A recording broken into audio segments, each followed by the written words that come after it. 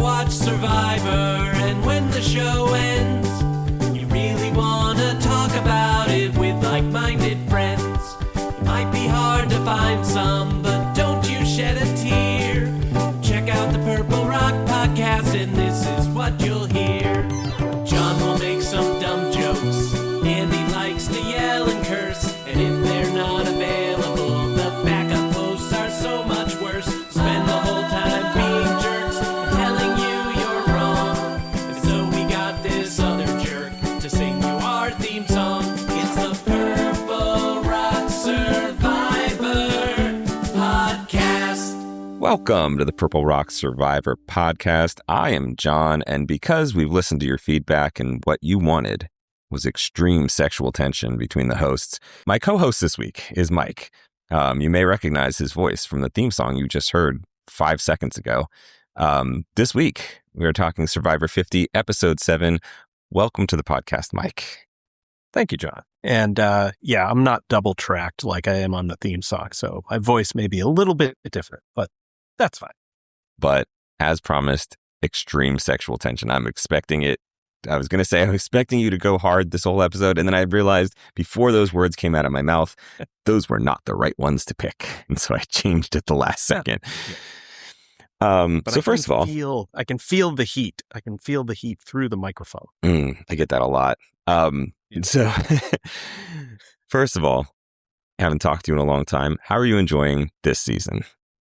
I'm loving it so far in the general sense. Like it's just a lot of fun to watch, relatively, largely overall good players play decent Survivor. And primarily I'm getting that from like Cirie and Rizo and Ozzy somehow. And but just, it's just nice to see people who are confident in their own games go out there and play it. And it's been a lot of fun. Yeah, we should also talk about the fact that, I have referenced this periodically throughout the season, but obviously you recorded theme songs for most every player, not quite every. It was very funny. Like, we should pull back the curtain a little bit. So before the season started, it's a couple months to go before the season, and you and I start batting around like, should we do theme songs for all the people?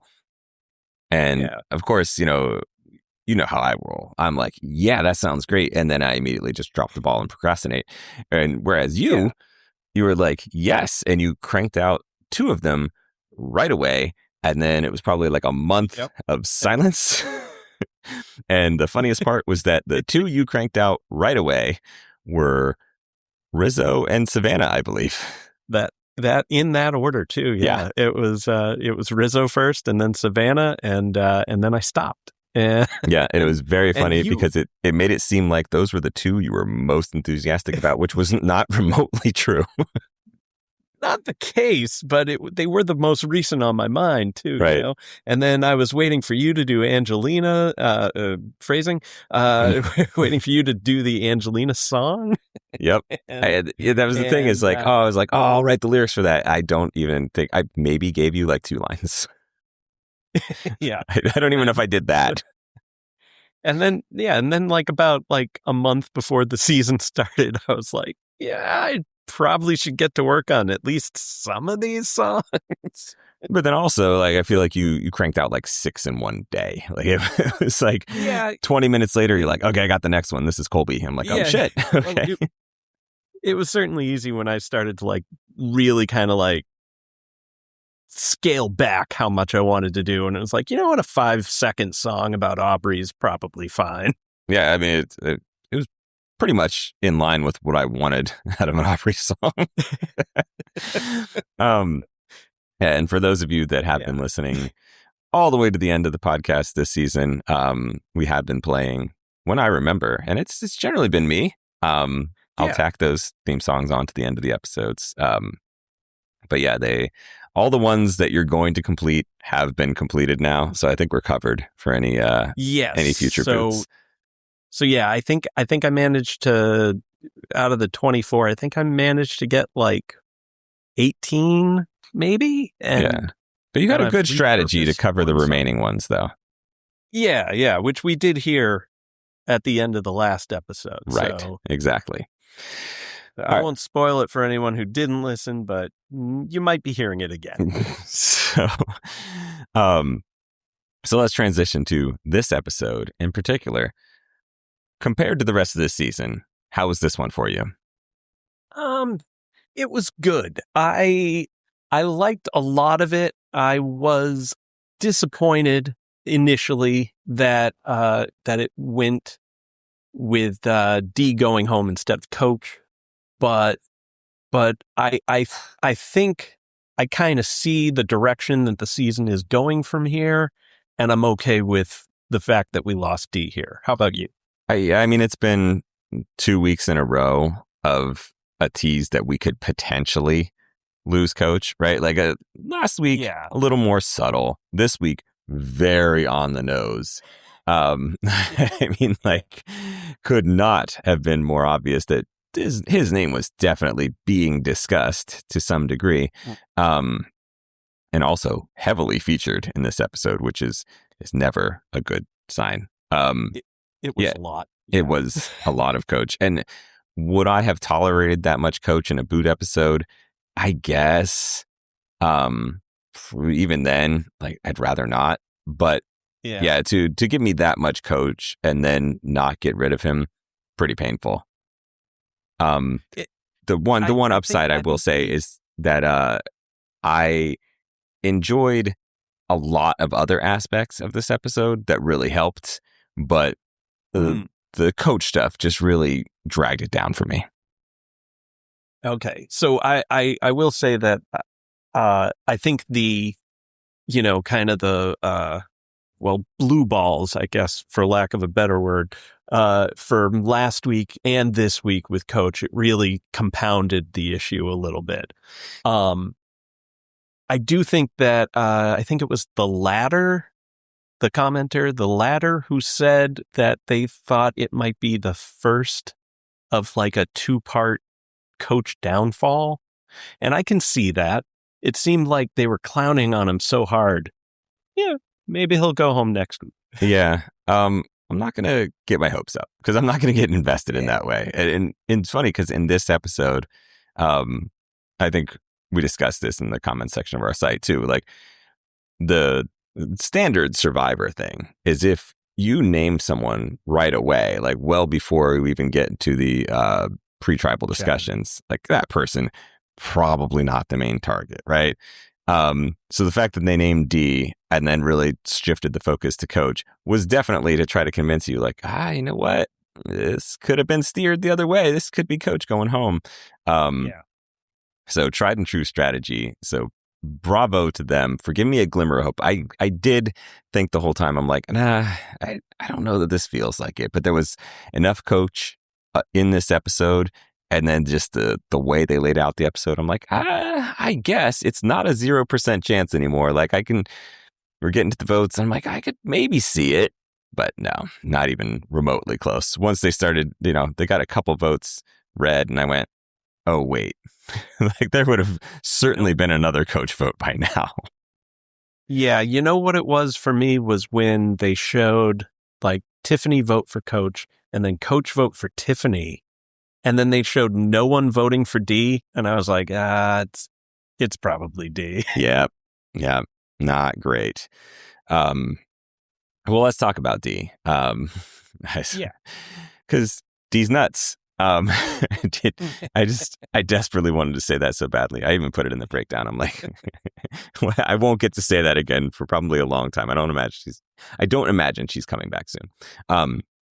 Anyway, there might have been an issue with my recording last week because I know I lost a few minutes. And you were saying that we actually saw Dee telling Emily last week about Rizzo's idol. Yeah, I didn't actually go back to check, but I think, at the beginning of the last episode when they merged, or maybe even when they came back from I don't even know. But she told Emily that Rizzo had the idol. And then Emily was like, I won't tell anybody. And I even commented like live at the time, like, that's going to be the funniest thing. Yeah. This episode. That's the thing. Because if I had that scene last week, I definitely would have commented on it because Surely you jest. It was funny. Like I guess theoretically Dee wouldn't necessarily have seen in action how bad Emily is at keeping secrets this season, but also Dee is the only one on this season that played with her previously, right? So she's not like an unknown quantity to Dee. She's actually played Survivor with Emily before. The only one here that has. So, yeah, putting it out there and putting your trust in Emily, pretty wild. I mean, again, I do feel like Emily, and maybe it's just my bad memory, but Emily is much more chaotic of a Survivor player this season, with sharing absolutely everything and keeping nothing inside. But all the same, I do feel like she had some of that chaos last time she played with Dee. Oh, definitely. But it's definitely also more emphasized, I think. I don't fully remember.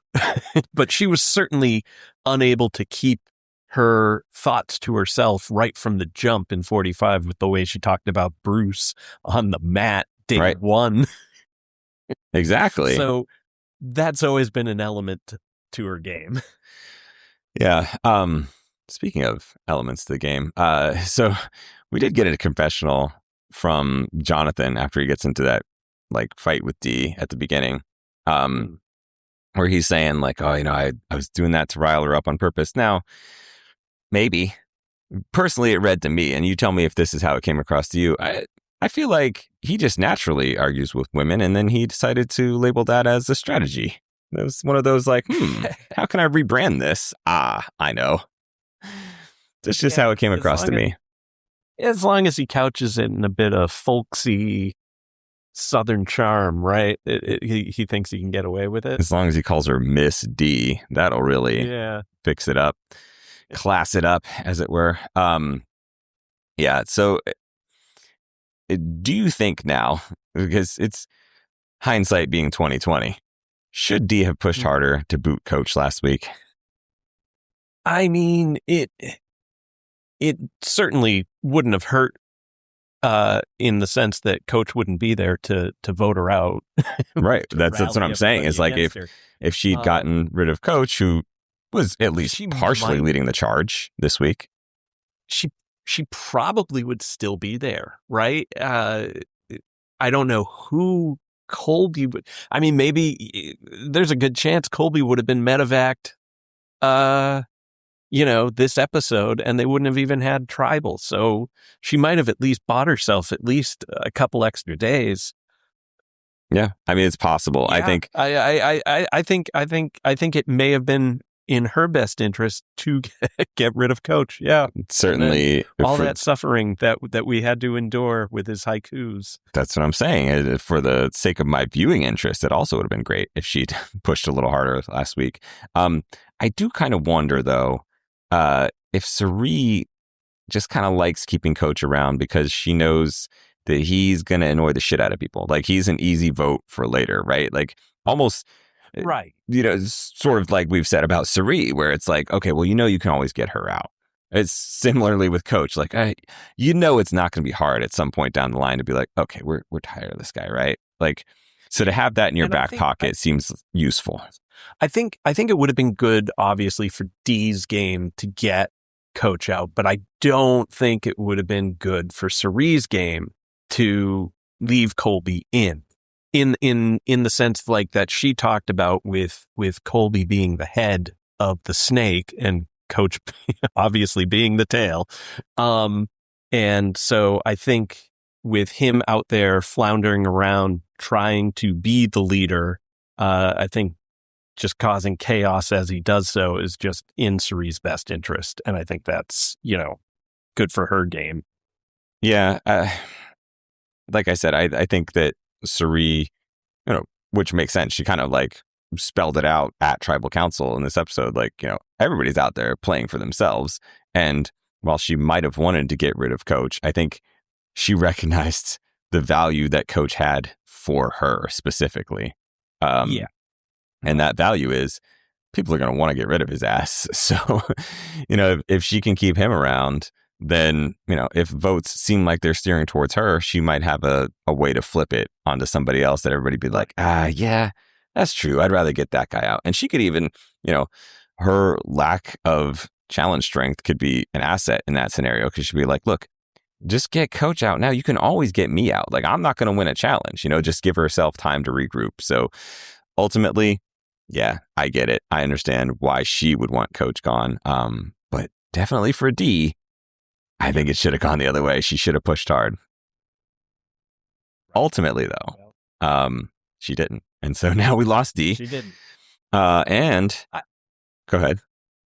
I was just going to say, I really found myself enjoying D a lot more this time around, and just watching her play and her just kind of like ragging on other players and things like that. It was fun. It was a lot of fun, and I liked seeing her. And so my opinion of her gameplay, even though she went out largely due to her own mistakes, I think I appreciated her presence on the season, so my opinion of her improved. I guess that might be slightly true for me. I mean, only from an entertainment standpoint, and only then because the bar is very low. I really thought her first season sucked overall. And, she wasn't that great or entertaining in that season. However, D also had Tiffany as the backup target on the vote.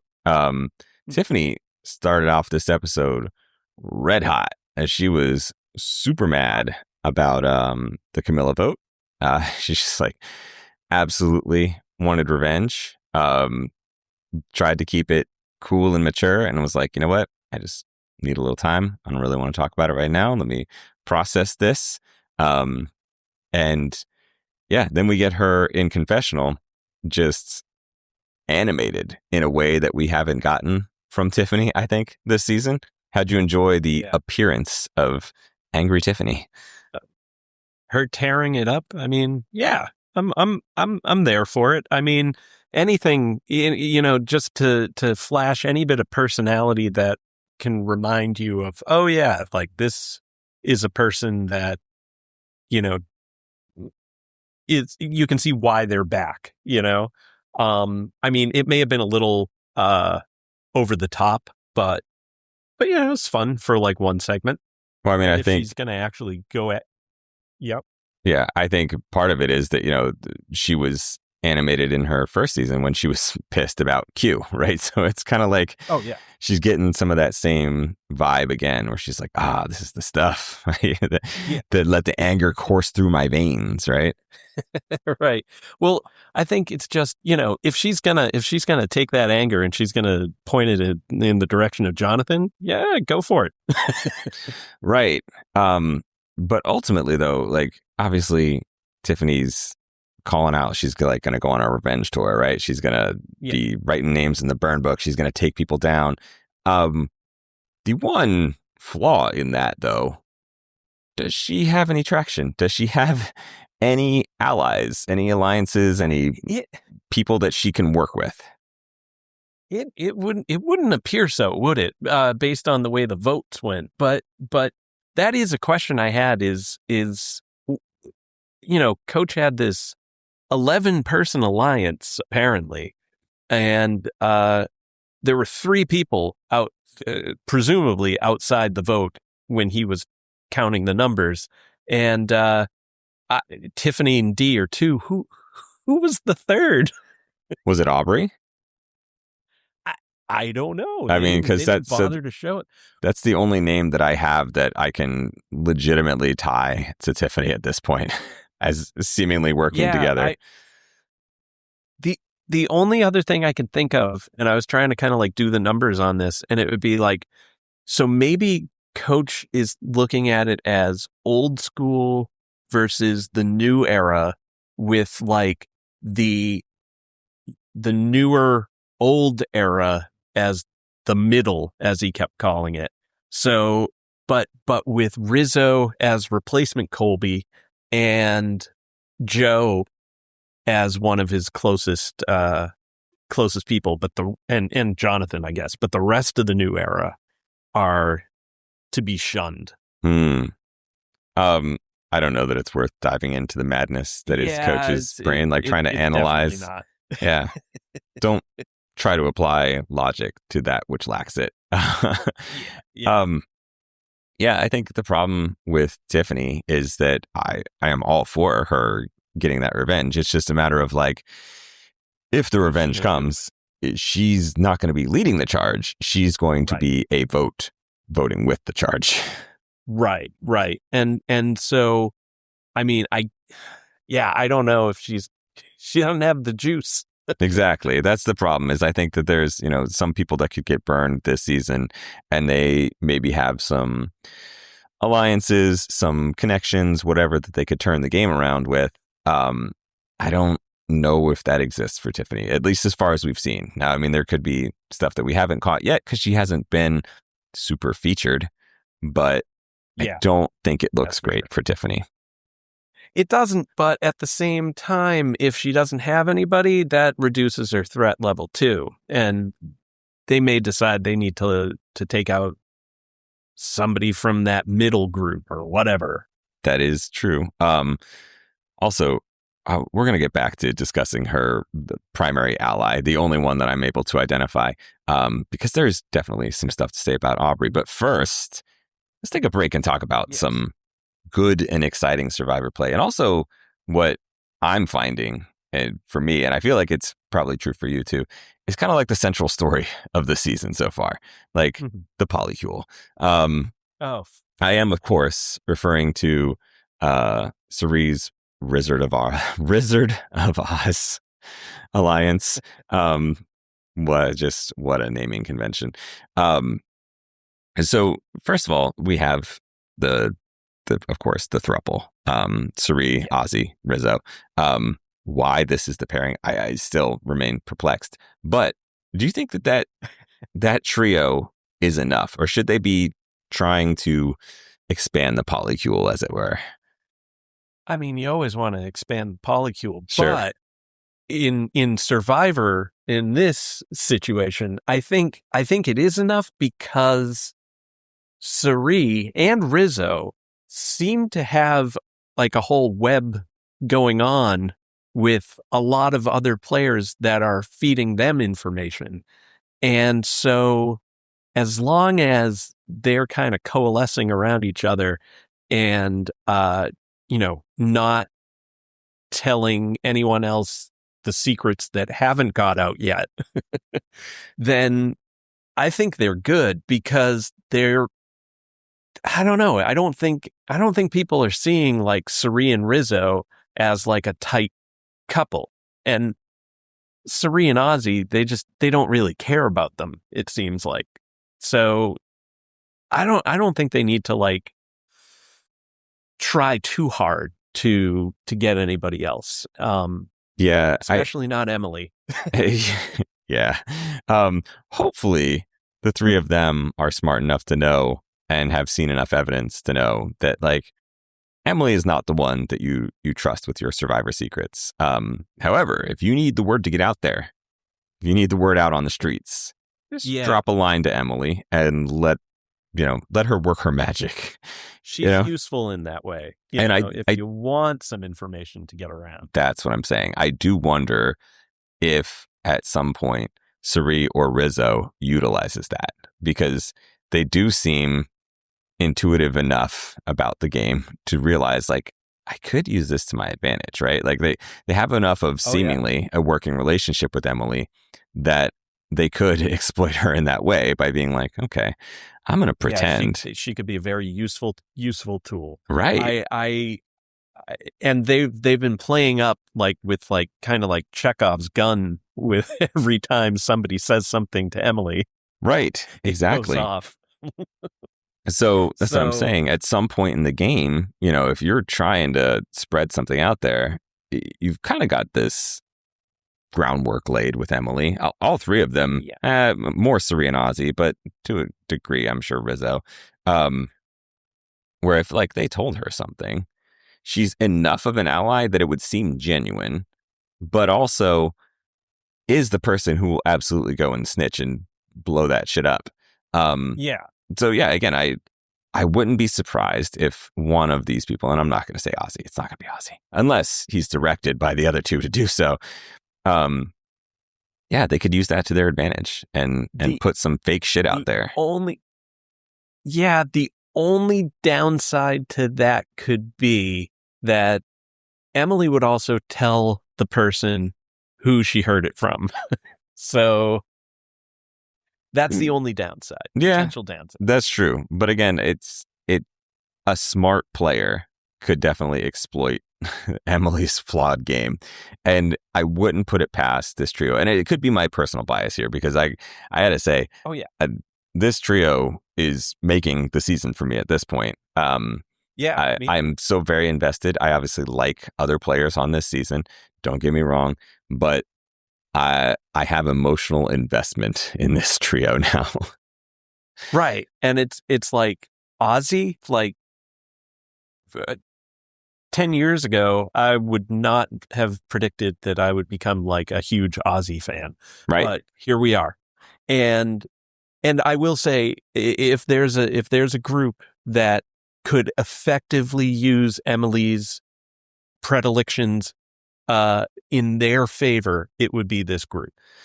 Well, and let's talk about why that's the case, because Cirie, a legend of the game for a reason, right? Like, she proved it in this episode, still fucking got it. There was a lot of still got it in this episode because, we saw Steph go and like, actually, I think canonically say still got it, right? Like she wins that challenge and she's like, I got a bum shoulder, but look at me.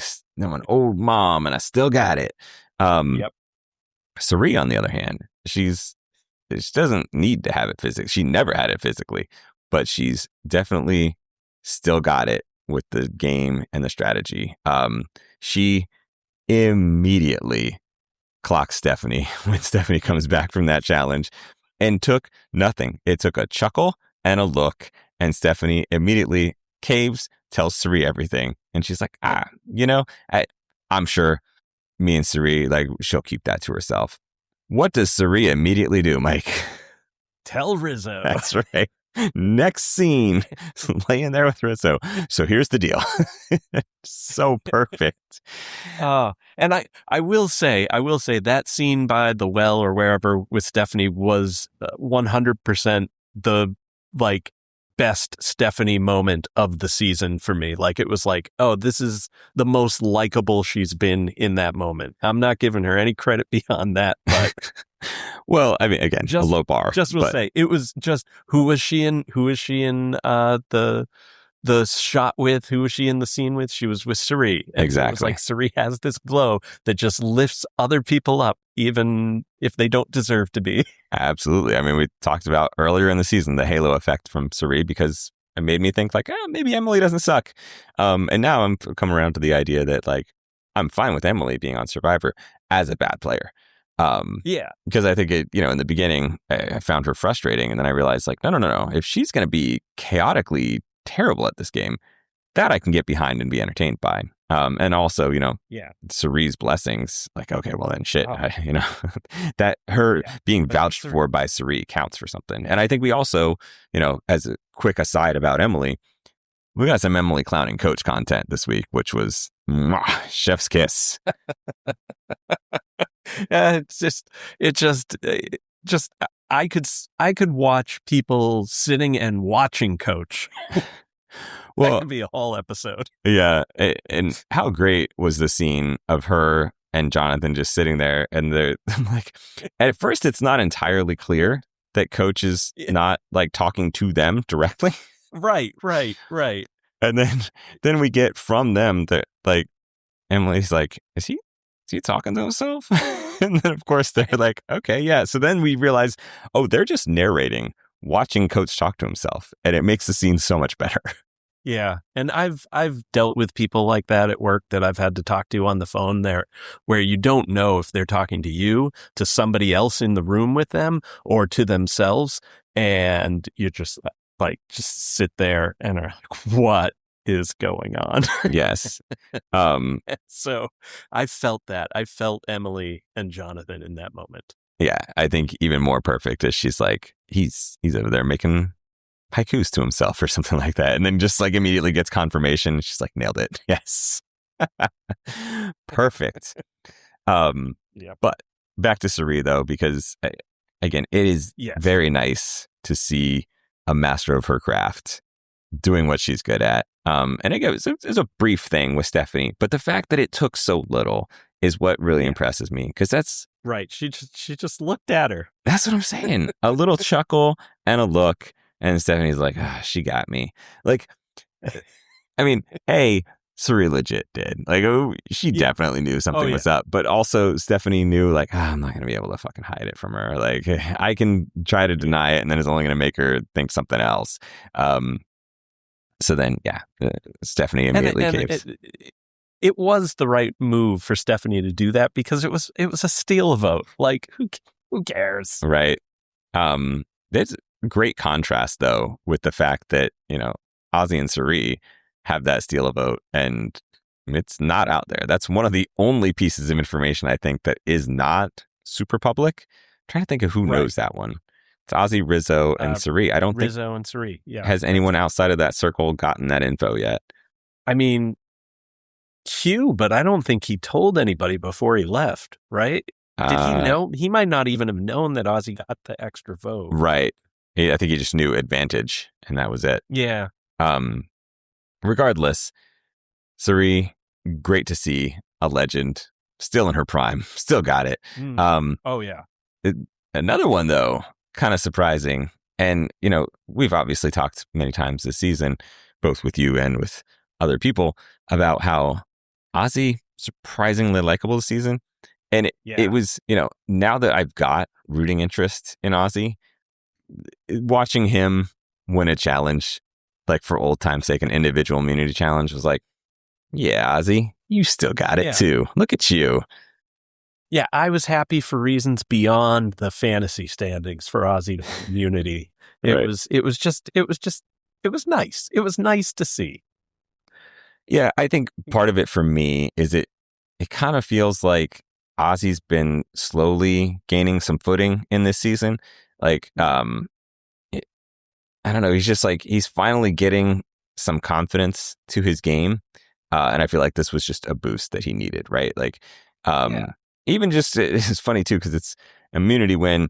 He's also competing against his fellow olds. He's like, 15 years later, still got it. But it's like, okay, but you're not competing against this young crowd or anything. Right. You were also up against, it's like, some of the olds that are in the game. They're your age or older. Right. But yeah, it was great because, Ozzy got a win. And as someone that's invested in the growth arc that we're getting out of Ozzy, like, it was nice to see that finally happen. Oh, yeah. After him having to endure exile and all that, it's just nice for him to, like, even though exile turned out to be, kind of a good thing because it got him to the jury without having to break a sweat. Yep. But it's nice for him to get a win. And I feel like he's really, like you said, he's finding his footing, but he's doing it in a way that it's like he's approaching it from a different angle. So his confidence in that approach may be a little rocky at times, but it's paying off. And I think as he sees it pay off, I think he's gaining confidence, but not in a like old Ozzy way where he gets kind of just obnoxious. I don't know. It's a brave new world for him. Yeah, I think also a very interesting contrast, right, between like the changes between South Pacific versions of Ozzy and Coach, right? Like, Coach, they both came in, I'm going to be a different guy than last time, right? And then Ozzy pretty immediately kind of like clocks back to some old behaviors, but then does kind of see like, no, you know what? I'm going to be introspective here. I realize I do have to change. Whatever I've been doing hasn't been working. I'm going to let Cirie handle my strategy. I'm going to make connections, blah, blah, blah, blah, blah. All these things, right? Yeah. Coach comes in and is like, I'm going to be a totally different guy. No time later is immediately back to old Coach because there's no such thing as any other version of Coach. And right. is just playing the exact same game that coach always plays. And the contrast, like, I'm hoping that the results will reflect what I'm, wanting to see, which is that, like, the actual ability to learn from mistakes that you've made in this game and come back and be better at it gets rewarded in some way, right? Like, coach still being coach should be fucking punished. We'll see if it happens, though. That's right. Yeah. And I have confidence that it will one day, but I just hope it's sooner rather than later. Yeah, but I mean, I think that's part of it with the Ozzy thing, right? Is that it does seem like he genuinely wants to play Survivor differently. Like, he wants to use the fact that he's older and wiser now to his advantage. And, he's recognizing his weaknesses, trying to compensate for those. And I mean, so far, it's working for him, and I hope it continues to do so. Yeah, I do too. He just seems like he's more comfortable this time around in himself, and that's nice to see. It was probably all that OnlyFans that did it. That imbued him with the self-confidence that he needed. But that's, I mean, not necessarily OnlyFans, but that's what we want to see out of everybody is just them finding, like Colby said last week, find the joy, I feel like that OnlyFans account was probably finding the joy. Well, yeah, I mean, admittedly, I didn't watch, but I bet there was a video or two called Finding the Joy. There may have been, but and again, I don't want to harp on the OnlyFans thing too much, but that makes one of us. but yeah, it's nice. Like, I mean, at this point, you want to get what you know and love from these people as characters in the game, but to see them, just like I said, just find that confidence. That's a good. If they're not going to win, that's good for me as a fan, as a viewer. Yeah. Do you have any investment at all? Because we're not generally big immunity challenge people, but do you have any investment at all in Ozzy tying the Boston Rob immunity record? No. Okay. Fair enough. I mean, it was funny when Prop said it. I was like, ooh, do I care if Ozzy ties that? And I was like, no, I don't. Why would I start caring about that now? I don't know that I could have named who had that immunity record. I probably could have guessed if I could narrow it down to a couple names at least. But yeah. I mean, if it happens, that'd be, good again, but I don't care. Yeah. So let's talk about the third member of this alliance, because Sigh. G-O-D. So I go back and forth on this, because I've said all season long, like, I don't want to fucking like this kid, but much like ISIS, you got to hand it to him. In the words of that famous drill tweet, you got to hand it to him.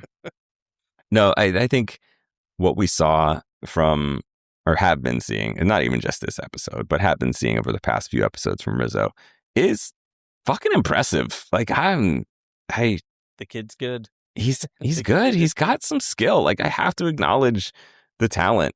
Also, as a Tyson fan, there was a moment in this episode where I was like, were Rizzo's words for coach actually better than, did he do a better job at coach management than Tyson did? He definitely did it in a more sensitive way than Tyson did, I think. I mean, I don't know. Tyson was also dealing with a crying coach. I feel like that takes an extra layer of sensitivity. So it might have been, grading on a curve, but either way, impressive job, Rizzo. Very well done. It shouldn't have had to come to that, but good job on you, Rizzo. I will say this. I feel like I'm going to echo Matt's comments from last week, but I liked Rizzo in 49 a lot more than it seemed like a lot of people on the site did. And to be fair, I couldn't take a lot of them in confessionals, but when they would show him playing the game and interacting with people on island, he was compelling. He was good, and you could tell he was good. I know that the degree of difficulty may have been lower on 49 than it is here, but he was able to basically call the shots in ways that made him not look like the person that was calling all the shots. Mm-hmm. And here he is again, kind of, at least from what we're seeing, he and Cirie are out there and they're like, yeah, we may need to cut D. And yeah, they did. Yeah. I mean, so I think what probably happened there, and we didn't make too big of a deal about it. The show didn't, and I don't think we really did either. But I'm pretty sure a big part of the reason that the Polycule voted D was because she burned Rizo. That feels like something all three of them would be down to do. Like, all it takes is like, oh, she's wronged one of us. Like, we got to get her. Yeah, it felt like they were basically like, now I got to turn my back on you. Yeah, right, for sure. Like broke our trust. Yeah, and it felt like one of those situations. Rizo is generally not super hesitant to drop names. No. And so I can see if he had said, like, look, it's got to be D, I don't think he'd get any, but like Cirie and Ozzy, pushback. Yeah, they're like in with Rizo. And I think it probably was like, okay, yeah, that makes sense. She, we wouldn't let her do that to us. And so we're not going to let her do it to you.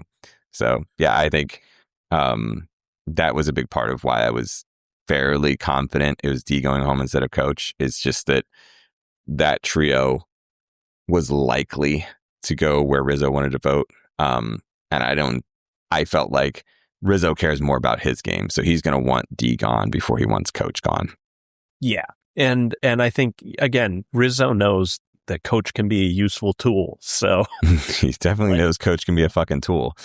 It was very funny, by the way, to see the 24-year-old kid saying like, why do I have to teach you this shit? You're twice my age. It was good. And also the scene where Coach was like, yeah, I want you in to replace Colby.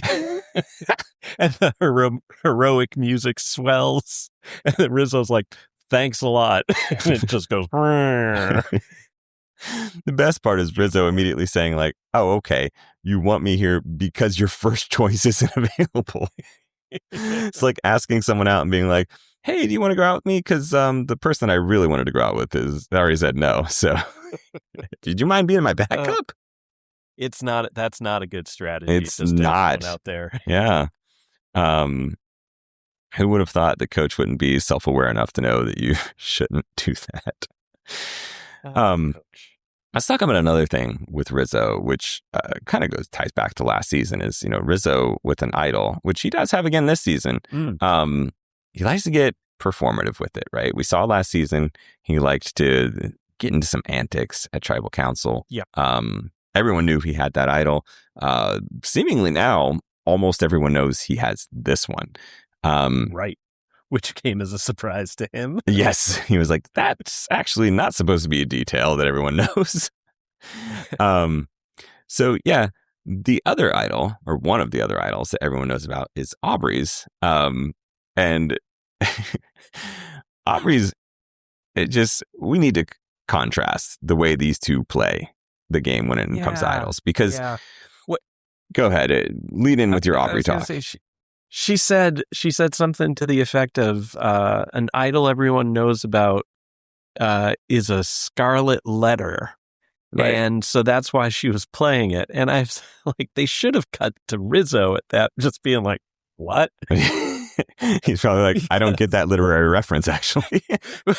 Well, because he's like, it's a lot more than that. You can use that to further your life in the game.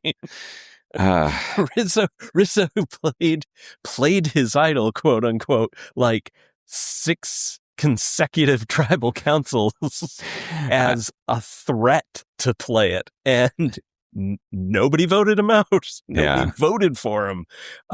It just, I was just like, how? I think Rizo would entirely disagree with that assessment. Well, and not only that, but like the terrible misplay by Aubry, who would, to her credit, I guess, did recognize, like, yeah, I fucked that up. Like saying, oh yeah, it was so chaotic, I forgot to play my idol. Come on, bro. And just the immediate reaction from everybody being like, really? That's what you're going to go with? And then Aubry being like, well, I guess I have to fucking play it now because, like, it just, whereas if Rizo had gotten caught that way, and kind of he did, right? Like there was several like fake attempts to play the idol, and like people probably called him out on it, and he's like, yeah, exactly. And that's just it. That's what she should have done. She should have been like, yeah. Yeah, what are you gonna do? She should just, I'll definitely play it this time, and then not. She didn't have to play it, and she got no votes, so she truly did not have to play it. Right. And I get that she may be a little gun shy about, she went out with an idol last time and she just doesn't want the pressure of dealing with it anymore or whatever. But it wasn't a great move. She could have used that. Yep. That's my hill that I'm dying on is Rizo, show her how it's done. I mean, his will definitely be used more effectively than hers. Even if he goes home with it in his pocket, honestly, that would be just as effectively as hers. Basically, yes. Yeah, I mean, it's just, it's quite a contrast. And again, it's one of those things where I'm like, I guess I gotta fucking hand it to him. Like the guy knows what he's doing. And Aubry, like the somehow played 16 fucking times veteran, does not have this figured out. Whereas Rizo played Survivor for the first time like 3 months ago, and he's like, no, you Aubry, you fool! This is what you should do. Like I would love to see his reaction like next episode and just be like, what was that all about? Yeah, if we get a confessional of Rizo just roasting Aubry for having played that idol, like again, I'm gonna just grudgingly admit, like, all right, you're fucking growing on me, kid. This guy. Damn it! I'll be like Colby in that first episode, and it's like this fucking kid, and at the end, I'll be like, oh, he reminds me of me. They are definitely cut from the same cloth. Sure, just like me and Rizo. Yeah, very similar people. So one of the things that I've seen in our comments, right, and I get it only because I understand where this is coming from, but there are people in our comments that are concerned about that coach alliance being too strong, and like they're going to figure this out. They're going to get to the end of the game, and one of them is going to have to win. How do you feel about that? I don't think that's happening at all. I think we are. I don't know. I don't know if it's going to be Cirie, Ozzy, Rizo. I don't know if it's going to be one of them that wins, but I think that group and whoever they bring into it is going to destroy that coach alliance. I mean, look who you have running it. You got coach running it. The show's been merciless against him the last few episodes. It's so good. And he is like, if Colby was still around, then maybe they would, if Colby didn't get injured and was still there and coach was there too, then maybe they could do something, because Colby would be leading that alliance and letting coach think he was the leader. But Colby would really be doing everything. So I would be a little more concerned, but with Colby there, I'd probably be like, but Colby, but with coach leading it, he's so bad at this. Mm-hmm. To the point that even his alliance is like, I don't know, man. Yeah. Like when Chrissy and Jonathan are considering it might be a good idea to get coach out. It's not going to last. We're getting the story told from the perspective of the other team. That's the group we're supposed to be rooting for. And I know that, it's Survivor and sometimes we can't have nice things.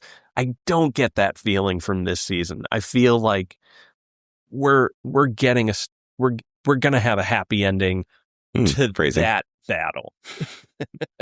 But hey, maybe who knows? I mean, I would have had a happy ending last week if it had been if it had been a Coach and Chrissy double boot episode. Add in Aubry as a third, and it's like, oh my god, that's all I needed. So speaking of, how funny is it that like Coach has this, what do you got, 4 Horsemen alliance, where he doesn't count Chrissy and Steph in that alliance. Oh, it's the 4 Horsemen, John. That's right. The joy that I felt, because, if only there were some sort of life lesson in there about where embracing sexism gets you as a woman, Chrissy and Stephanie.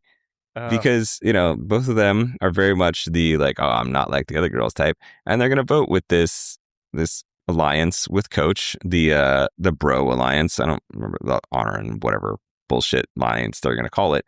But like, to have them side with that and to specifically be like, nah, we're going to target the women. How's that working out for you? So fucking well that Coach was like, see this scrawny kid here that you guys could probably both fucking body slam? Him. He's the other warrior. Yeah. Like, he's the what? Colby. Yeah. He's the new Colby. That's right. Just again, the karma in this is beautiful. And Rizo is the double agent, obviously. Like, he's gonna take any information that group tells him and feed it right back to Cirie. So right. Yeah, this is they aren't going anywhere. Yeah, and I mean, I think it's also important to note, like, and we were talking up Rizo earlier, that he just agreed with Coach. Like, yeah, I'm absolutely, that's me. I'm taking that Colby spot.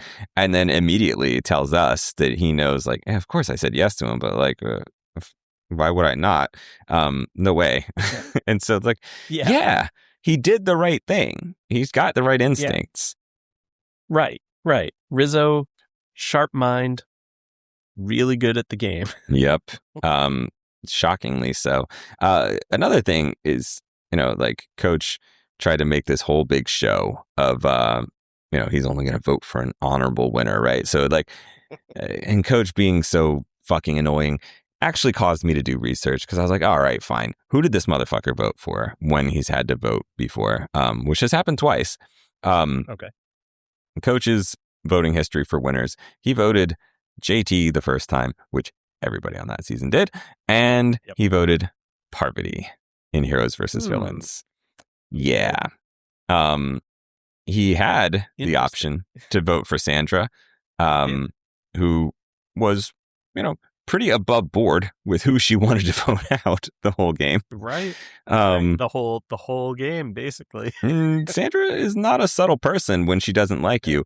I don't know if you recall, but that season she was very specific to Russell. I am against you.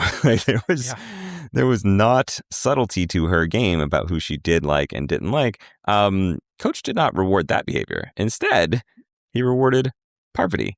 So interesting that Coach claims he's only voting for the people who played the game with honor. Also, not to shit on that vote, by the way, like, Parvati, perfectly relevant or respectable vote there. Like, Parvati or Sandra winning that season makes total sense.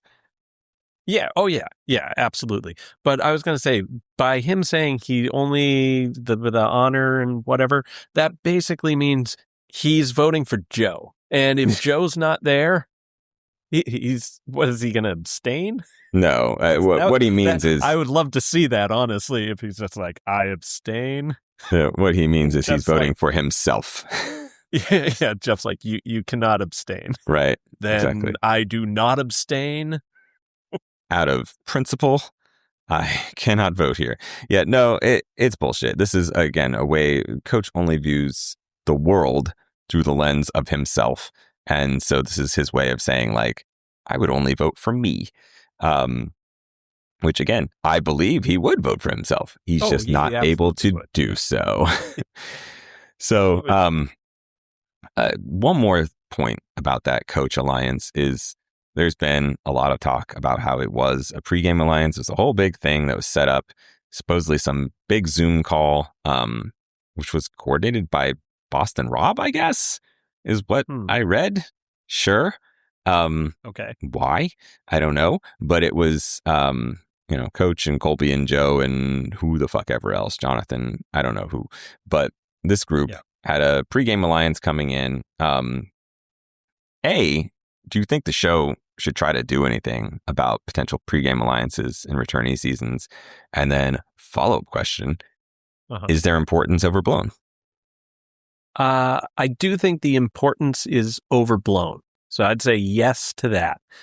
Should the show do something about them? Yes, I think the show should let us in on the pregame alliances. Like, if they're going to talk about it on Island, which I did hear, I forget who it was, Savannah maybe, said that Coach Colby came up to her when they were on that journey together, and Colby said, "Oh yeah, we have this pregame alliance, and it's me and Coach and whatever." But like, that would be cool to see if they reference it in game. Let us see it. Let us know about it. It may help explain some of the story that's happening. Yeah, and honestly, that's definitely something Survivor never would have done, in the 20s and 30s seasons.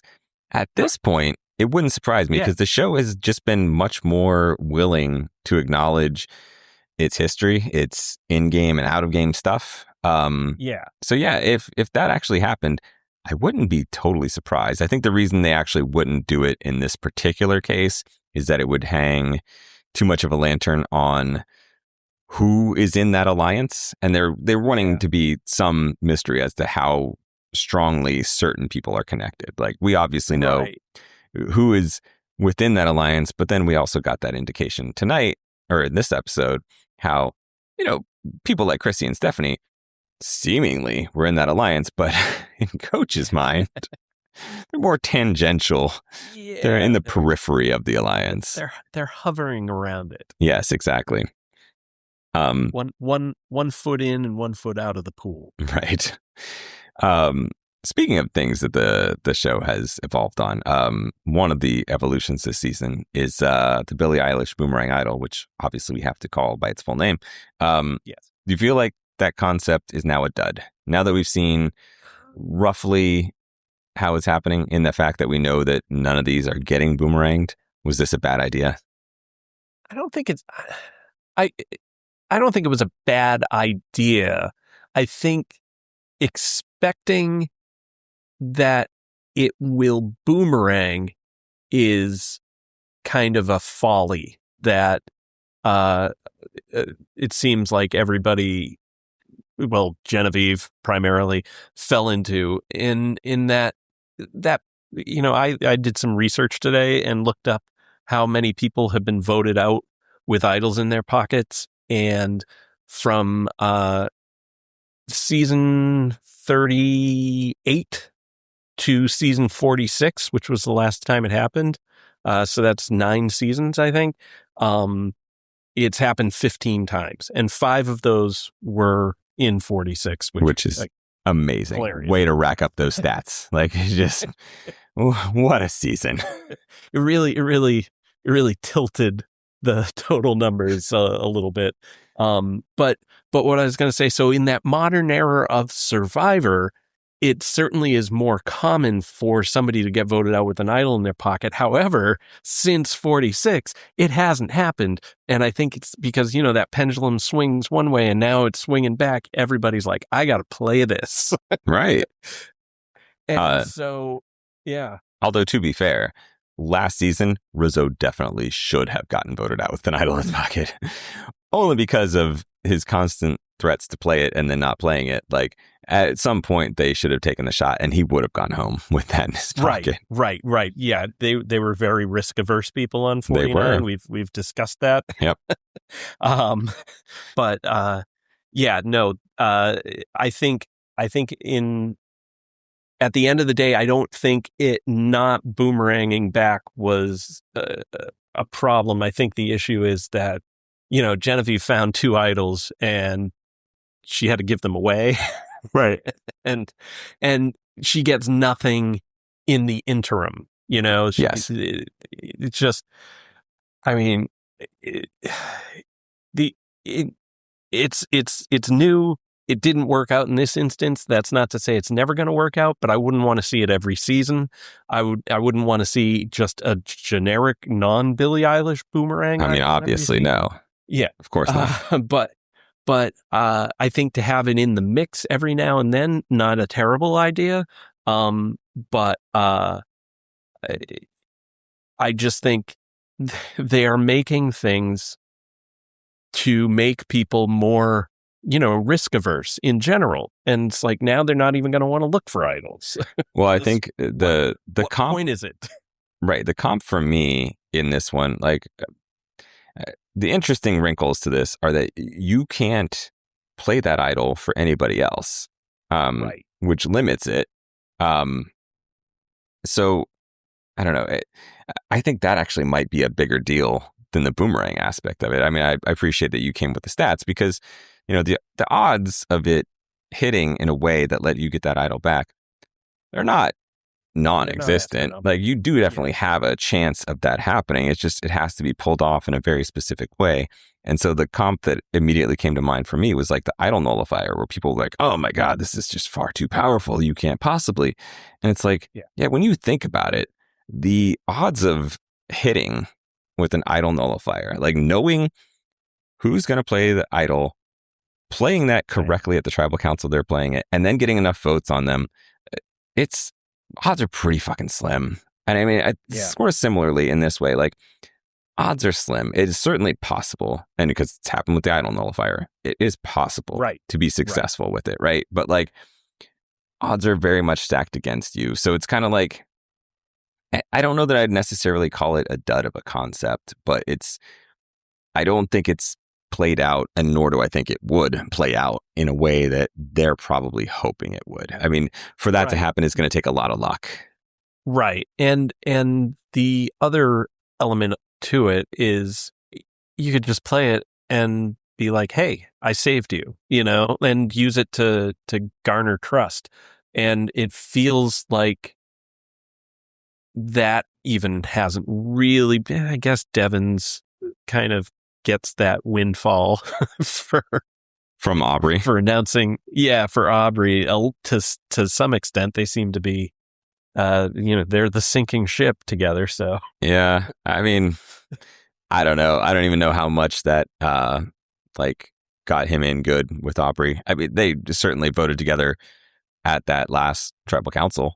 Right. So sure, I guess in that way, like all you needed was for it to be helpful to you in some way, and it was helpful then. So I just overall, I don't know if I love it as a concept. I mean, if they bring it back again, I'm not going to be like, oh, how dare they? This is a terrible idea. Yeah. I just think I don't know if it's working in the way that they were hoping that it would. And I don't know how often it would work in the way that they'd want it to. Right. So, and even if it does work, so then, like, let's say Christian got the idol back. It's like, okay, then Christian has the idol. Right. It's like, okay, cool. It's like, there's not a lot of like excitement around it, really. Yeah. All right, it's fine. Quickly move. Yeah, let's quickly move on to some fan mail. This should be a quick one. The one good one that we got this week was, do you think you would like Rizo more or dislike his character / non-gameplay elements less if he had a different name and never referred to himself or was referred to as Rizgod? Great question, first of all. The answer is no. Also, call me Jizzgod now. I am totally on board. Yeah, I'm in on Rizo. Again, it's very hard to get past that personality, but I do have to remember, like, the Rizo in confessionals sucks. The Rizo that we see in game doesn't really suck. I mean, I was very impressed with his the scenes with Coach this week. Like, he's good. It's just, if we could cut out the confessionals, that's all I need. honestly, his confessionals this week didn't suck. That's true. That didn't suck. Yes, they certainly have, and this week's did not. So this was, I think, about as good of an episode as you're going to get for Rizo. So yeah, I'll say that when Rizo first burst on the scene in that season preview, I was like, oh no. exactly.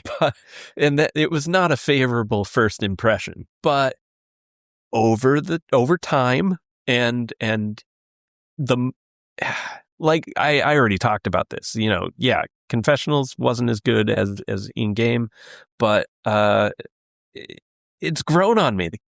It's like I'm like Colby too, I guess. The kid's grown on me. Yep, you're invested. But I got there a lot earlier because I was like midway through season 49. I'm like, I think I like him. Yeah, I mean, even by the end, I was rooting for him only as a punishment to other players. I was rooting for him as a concept, not as a player. But yeah, thank you for that question. Also, fan mail. From what I hear, fan mail is getting an upgrade. I don't even know if I want to announce what it is because yeah, you shouldn't. Yeah, right. I'm concerned. There's no benefit to you. Right. I'm concerned that people will utilize the upgrade that fan mail is getting in a way that will make more work for me, and that's a no. That's a no from me, dog. So yeah, if you go digging around, you can probably find the upgrade that's coming to fan mail, or maybe I'll eventually cave and tell you guys. You started saying, I'm like, what are you doing? No, I know exactly. But yeah, there are some tweaks coming. Who knows? Maybe when Andy gets back, maybe he'd be on board. I don't think he would be though. We'll see. He's back next week. Maybe I'll ask him on the podcast. Then I'll actually just reveal what it is anyway. All right. Gripping stuff. Yeah. Let's talk top 3 for this week. I think the perfect topic that we can use for top 3 is, Ozzy, of course, you and I both on board. Ozzy got his first immunity win in 15 years. And I think it's important that we highlight the top 3 things that we haven't done in 15 years. At least 15 years. I want to be clear that I'm setting the bar at 15 or more. Okay, good. Because that's how I went with it. Okay, cool. So, as the guest, you start off. Do you have any honorable mentions, first of all? I have none. Do you? I do not. I'm going straight in. Okay, good. All right. So my number 3 was watched a minute of American Idol. I have not watched it since season 8, I think, and I was fascinated to discover that show's still on. Wow. I didn't know. Yeah, I mean, in fairness, we get that same shit about Survivor. This is why you don't tell people, do you watch Survivor? Because then they're like, that show's still on? So I'm sure the American Idol fans in the audience are like, oh, come on, man, fuck you. Yeah, I think the last season I saw was like Adam Lambert was the winner, or sure, I definitely know who that is. Something. I don't think he might not have won, but yeah, that was, and I IMDb'd it, and I was like, oh, that was a long time ago. Yep. Mine, much more simple than that. Sleeping in. I really fucking miss sleeping in. Not a thing that I really get to do in the past 15 years. Huge fan of it. Would love to have that happen, but it's just not a thing that I get to do. So, do you get to take naps though every now and then? I mean, it happens on occasion, but I don't get as many as I should. So, yeah, that's a bummer. I know. Yeah. My list is honestly, it's going to be a lot of bummers. I'm not going to lie. All right. Let's give us your number 2. My number 2 was be a member of a regularly gigging band. Oh, I like the caveats you threw in there so that you could include that. I know it's kind of a, because I have been in like one-shot bands here and there. But the last time I was in a band that played on I can't talk, multi times a month. Does that work? Multiple? It would be probably the word I would use Multiple. there. There you go. I was missing a syllable there. Yeah, the last time I was in a band, that was 2011. So Oh, wow. Almost just perfectly under the nailed it. wire. Yeah. Just under the Yeah. wire. All right. Yeah, my number 2 is playing video games with my friends, online or something. Specifically like sports games or shooters, first person shooters. Like, Yeah. you remember the GoldenEye days and like, Oh yeah. yeah. Or like I would do Madden. Proximity Mines. Yeah, you do some Madden, some NBA 2K. I just don't find time for that shit. There was with the PlayStation 3, you could play like whatever the NHL EA Sports NHL game was, and it was great because while the game was on, you could talk to the person you were playing with. So my buddy Adam and I would always be playing. And it was funny because as soon as the buzzer went off at the end of the third period, the mics went dead. Whoa. So you'd be in the middle of a sentence, just silence. They know, they're like, no, we're going to cut this shit off before you get to the terrible trash talking. You really got to get it in, right before the game's ending. That's right. It's like, 10 seconds left. I could, fuck you. Yep, exactly. Yeah, I do have friends that will still play like the sports games online. I'm like, why do you do this to yourself? Like, you're having a bunch of fucking 14-year-olds mop the floor with you and like talk shit to you, and there's still high pitched voices. Like, no, don't do the shit. Like, don't subject yourself to that. Like, let's move on. That moment has passed. That's right. But I will say, GoldenEye, proximity mines, one hit kills, no radar. Wow. That's a classic. Like the youths don't know what they're missing. No one ever expects a proximity mine in the PP7 room. These are all things that our Gen Z listeners are like, what the fuck? and then the Clob, that gun sucked. All right, okay, let's get our number ones in. Yeah, that's all I got for GoldenEye. Okay. My number 1 was pay for a haircut. Ooh. That's the positive spin on being bald. Mine, again, sort of like one of those like, that's kind of depressing. It's not having some kind of nagging injury. Like, man, I miss the days when I didn't have just a fucking injury. Like, we're just, I see. Yeah, like a shoulder wasn't hurting, or like my elbow didn't hurt for whatever reason. Oh, my knee was fine. Like, do you remember the days when like because like my son was working out with me, and he's like, oh, I feel a slight twinge in my shoulder or whatever. I'm like, yeah, we'll stop working out right now. And I was like, also, even if you fucking didn't, I'm mad in advance because like, you would be fine tomorrow. Meanwhile, if I get an injury, It's going to be 4 weeks and I'll still be feeling that shit. Yeah. I thought I had like permanent foot damage from like I'd go out playing pickleball and then my heels just killer for like weeks, just the pain. I'd get up in the morning and just like, my feet. And it's just awful. And then one of the guys I played with was like, what kind of shoes do you have? I'm like, Asics. It's like, you should change to Nike. And I did make such a difference.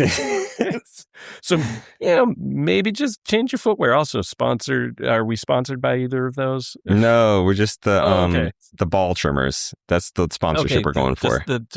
That's fine then. Okay, so you can just beep that if you need to. Yeah, we'll bleep those shoe brands out. Yeah. Yeah, I mean, it was one of the reasons I appreciated Colby on this season, because he was just acknowledging the fact that oh man, I'm fucking falling apart. It's like, I feel you, Colby. There's days when it's fine, and then there's other days where you're like, oh God, I'm not that old. Why is everything hurting? It's not great. When you do like that, like kind of like, crack your back, and then you're like, I don't know if I should have done that. That was not a wise move. Right. Yeah. Yeah, and for all you kids listening that are like, shut up, old people. Listen, time will come for you, and I'll be laughing. I might be dead, but I'll be laughing. If we make it that far, Right. we'll be laughing. Right. I'll be in much worse condition, but I'll still be laughing. It'll bring me Yeah, joy. Yeah. And then we'll be saying, you still just wait. That's right. It gets worse. Yes, exactly. It's only getting worse from there. All right, so that's it for this week. PurpleRockPodcast.com is, of course, our site. Fantasy Game is up on that site, so you can see how you're doing. Ozzy. Yes, Ozzy finally scored some points for you and the others who have drafted him. If you want to send us fan mail, please do so. We cannot... Shit. I guess that's no longer accurate. You may not receive a response. How about that? And then also... Oh, jizz God. I know. Anything else you'd like to share this week, Mike? No. I feel like you should be the one to tell us what comes next. Oh, okay. So what comes next is a song that I thought I would write all around the key of D, and then instead I thought it'd be funny to do it in the key of A. So here comes D. Hit the music.